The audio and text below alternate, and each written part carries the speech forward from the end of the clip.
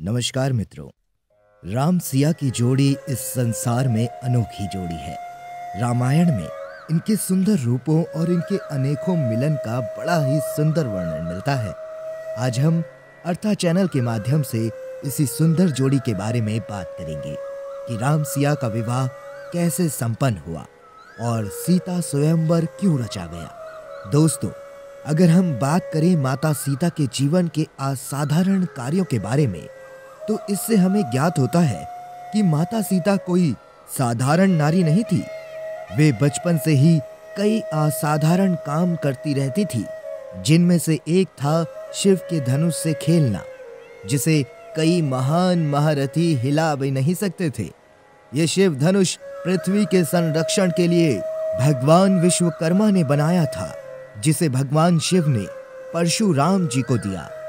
परशुराम जी ने इस धनुष से कई बार पृथ्वी की रक्षा की और बाद में इसे राजा जनक के पूर्वज देवराज के संरक्षण में रख दिया। यह दिव्य धनुष इतना ज्यादा भारी था कि इसे बड़े बड़े शक्तिशाली राजा हिला भी नहीं सकते थे, लेकिन नन्ही सीता जी इसे आसानी से उठा लिया करती थी। यह दृश्य देख राजा जनक को एहसास हुआ कि सीता कोई साधारण कन्या नहीं है, यह कोई दिव्य आत्मा है। इसलिए उन्होंने बालकाल्य में ही निश्चय कर लिया कि वे सीता का विवाह किसी साधारण मनुष्य से नहीं करेंगे, लेकिन वे सीता के लिए दिव्य पुरुष को कैसे खोजें, यह सवाल उन्हें अक्सर सताता था। तब उन्हें ख्याल आया कि वे स्वयंवर का आयोजन करेंगे, जिसमें यह शर्त रखी जाएगी कि जो धनुधारी शिव के इस महान दिव्य धनुष पर प्रत्यंचा चढ़ाएगा, वो ही सीता के योग्य समझा जाएगा। शर्त के अनुसार सभी राज्यों के राजाओं को स्वयंवर का निमंत्रण दे दिया गया। यह निमंत्रण अयोध्या भी जाता है, लेकिन अयोध्या के राजा कुमार राम गुरु वशिष्ठ के साथ वन में रहते हैं और वहीं से इस सभा में दर्शक के तौर पर स्वयंवर का हिस्सा बनते हैं। प्रतियोगिता शुरू होती है। कई बड़े बड़े राजा उठकर आते हैं, लेकिन शिव के उस दिव्य धनुष को हिला भी नहीं पाते हैं।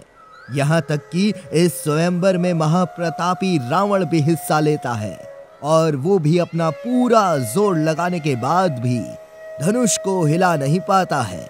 ये देख राजा जनक को अत्यंत दुख होता है।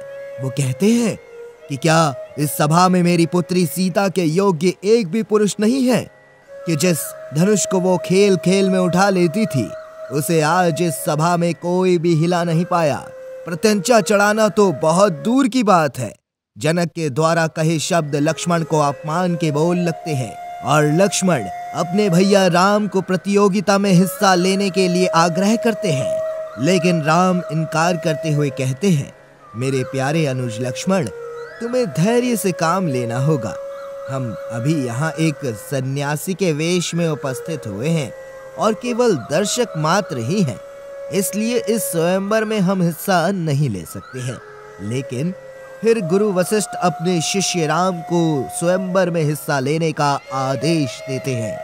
तब गुरु की आज्ञा पाकर श्री राम अपने स्थान से उठकर दिव्य धनुष के पास जाते हैं और सभी की निगाहें राम पर ही टिक जाती हैं।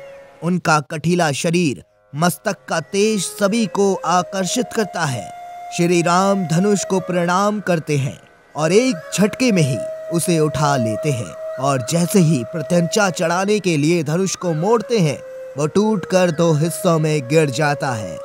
इस प्रकार राजा जनक की शर्त पूरी होती है और सभा में आए सभी लोग उन पर फूलों की वर्षा करते हैं। साथ ही सभी देवी देवता भी आकाश से भगवान राम पर फूलों की वर्षा करते हैं। फिर सीता जी श्री राम के गले में वरमाला डालकर उनका वरण करती है और हर्षोल्लास से पूरी मिथिला नगरी गूंज उठती है। लेकिन धनुष के टूटने का आभास जैसे ही परशुराम जी को होता है, वे क्रोध से भर जाते हैं और मिथिला की उस सभा में आ पहुंचते हैं। उनके क्रोध से धरती कंपित होने लगती है, लेकिन जैसे ही श्री राम ने परशुराम जी के चरण स्पर्श कर क्षमा मांगी, भगवान परशुराम समझ जाते हैं कि वास्तव में राम एक साधारण मनुष्य नहीं, अपितु भगवान विष्णु का अवतार हैं। और वे अपने क्रोध को खत्म कर सिया राम को आशीर्वाद देते हैं और इस तरह बड़ा ही मनोहर सीता स्वयंवर संपन्न होता है। तो बोलो जय सिया राम।